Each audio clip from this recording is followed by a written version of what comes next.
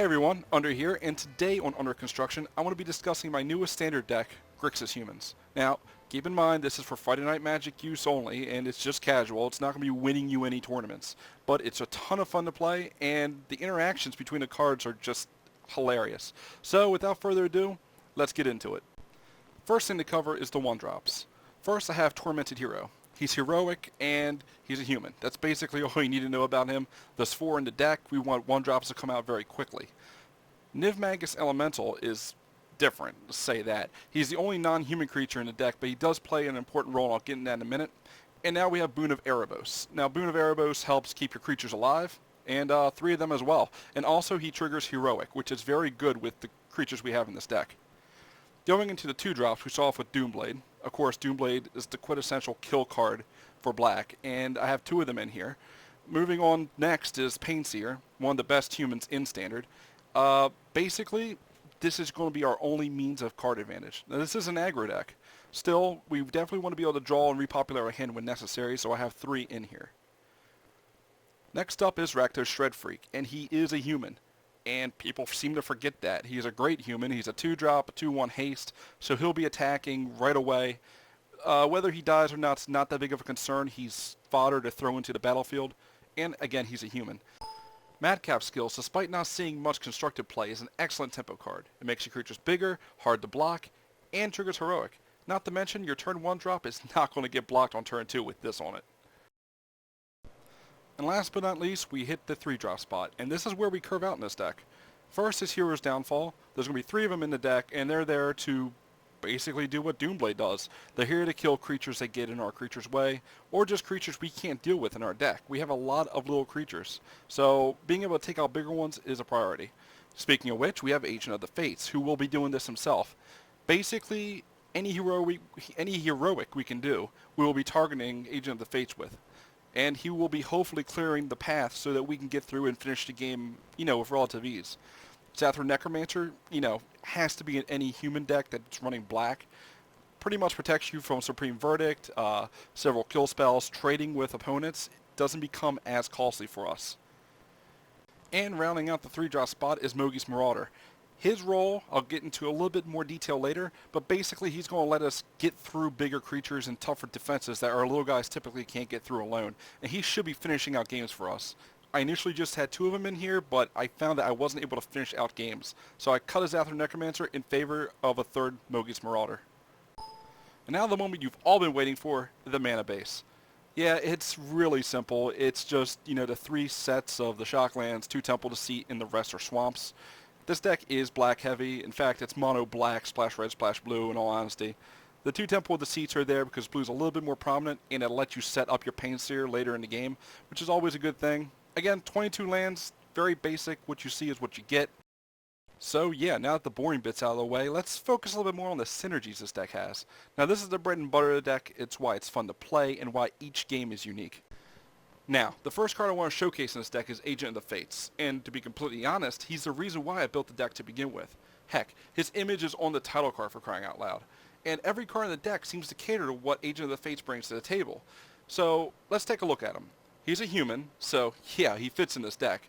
Death Touch is always good, and his heroic trigger is probably the best one, considering that by targeting him, your opponent has to sacrifice a creature. Both this and the Death Touch allows us to control our opponent's board state and get our little creatures through.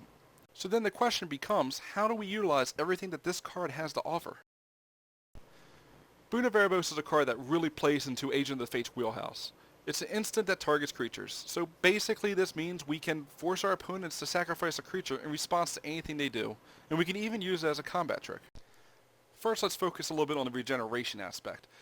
Death Touch and Regenerate go hand in hand. If your opponent tries to block it, they're just going to lose a creature. And odds are, if they know you're regenerating it, they'll just let it go through. However, the +2/+0 is actually pretty important, because there's a big difference between taking 5 damage and taking 3. The next card I want to talk about is Hidden Strings, and it's been one of my favorite cards since it was revealed, but I haven't been able to play it because it just doesn't have a home in Standard. Well, now it does. You take Hidden Strings, and you cast it and tap down your opponent's blockers. There's a good chance to only have 2 viable blockers if they've been attacking, or maybe they only have 2 creatures out since you've been killing them. So you tap down their creatures, and when it resolves, exile Hidden Strings due to its Cipher ability onto Agent of the Fates. Have Agent of the Fates swing through a clear board and deal 3 damage to your opponent. Then, after combat damage is dealt, you can recast Hidden Strings, targeting Agent of the Fates, untapping him to make him into a viable Death Touch blocker, and having your opponent sacrifice a creature. Plus, you can also target another creature, whether it be Pain Seer or Tormented Hero, or even a land of yours. Finally, we have the hilarious little combo of Madcap skills and Agent of the Fates. Now, when you target Agent of the Fates with Madcap skills, obviously your opponent sacrifices a creature. But you end up with a 6/2 creature of your own that, by the way, has Death Touch and can only be blocked by 2 or more creatures. With this, your opponent has a difficult decision to make every time you attack with Agent of the Fates. Are they going to take 6 damage to the face, or are they going to attempt to double block and kill your agent? Now, considering how Death Touch works with assigning damage, you're going to kill both creatures that they block with. But there's one more thing. Madcap skills cost 1 and 1 red. Agent of the Fates costs 1 and 2 black.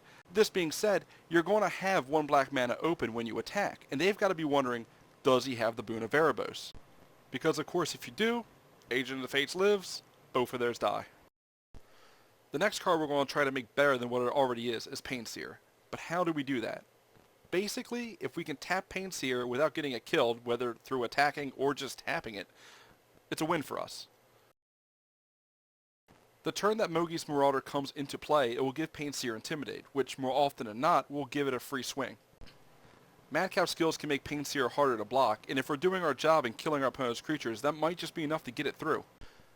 Lastly, we have Hidden Strings, and the obvious play here is to tap down your opponent's defending creatures so Pain Seer can get through on a free attack. However, you could also just cipher Hidden Strings onto a more evasive creature, so that after every successful attack with that creature, you can tap Pain Seer down for the Inspire trigger next turn. Well, this is a human deck, and we're running black, so it's time for the obligatory Zathra Necromancer mention. But what's weird about it is, despite playing the exact same role in this deck as he would in any other human deck, he flies under the radar. And I think it's mostly because he doesn't play nice with the other humans, and the fact that cards like Agent of the Fates, Pain Seer, a really quick Rakdos Shred Freak early in the game, and even a Tormented Hero can sometimes seem like a bigger threat than Zathra Necromancer.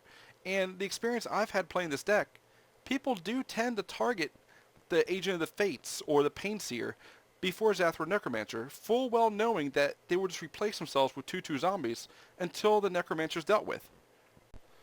However, as I just mentioned, none of that really matters because all I want him to do is to replenish my board state when my humans get killed. And now I want to round out this portion of the video with Magus Marauder, and here's why. He is our finisher. It seems a bit weird, but there will be a lot of times where, well, most of the time to be honest, you're going to have a board state where you have a lot of creatures, but you don't have the kill spells to make a hole to get through. You don't have the draw power to repopulate your board state, or you just can't get through all their big creatures. Enter Magus Marauder. You play him, you're going to have a lot of Black Devotion, give them all Intimidate, swing for the win because you'll probably have them around 5-7 life. But the issue here is what they're playing black, and you can't get through, and this Intimidate means nothing. In this case, you would side out Magus Marauder for a card like Grey Merchant, who plays the same role in the fact that he loves Devotion, and he'll finish out a game or give you life to let you get back into it.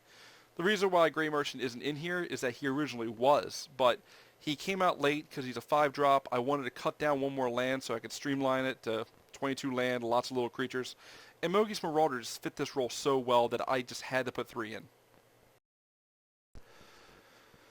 Now, there's one more synergy in this deck, and it involves the odd man out, the Magus Elemental, and to be completely honest, I really felt this needed to be shown in an example because it's a little bit more complicated. Every time I tried saying it, it came out a bit weird, or I didn't feel like I was getting the point through. So now, without any further delay, here's an example of an optimal turn 1 and turn 2 utilizing the Niv Magus Elemental. Okay, turn 1, play a Watery Grave untapped and take the 2 damage, it's not a big deal. Tap it for 1 blue mana and then play your Niv Magus Elemental.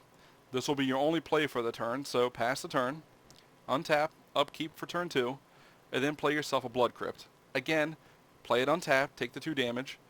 Then you're going to tap these for 1 blue and 1 whatever to cast Hidden Strings. With Hidden Strings on the stack, you're going to go ahead and target Blood Crypt and Watery Grave to untap them in order to get your lands back. Then, cipher the hidden strings onto your Niv Magus Elemental. With the 2 mana now that's untapped, tap them to cast Madcap skills. By enchanting Niv Magus Elemental with Madcap skills, he'll be virtually unblockable, because they're not going to have more creatures out by this point. So go ahead and swing. Now, when you deal the combat damage, you'll have to cipher your hidden strings again. You can choose to untap your lands, or exile it from the stack and give your Niv Magus Elemental 2+1/+1 counters to make it a 3/4 on turn 2. Well, that about wraps up my very first deck tech on my channel, and I hope you enjoyed it. And if you have anything you want to say, leave a comment and I'll be sure to read it. I enjoy making these kind of videos. I homebrew a lot with Magic. I like building rogue decks. I never use net decks when I go to FNM, so this is actually very enjoyable for me to share. So I plan on making more of these, and hopefully you'll enjoy watching them. I'll catch you guys later.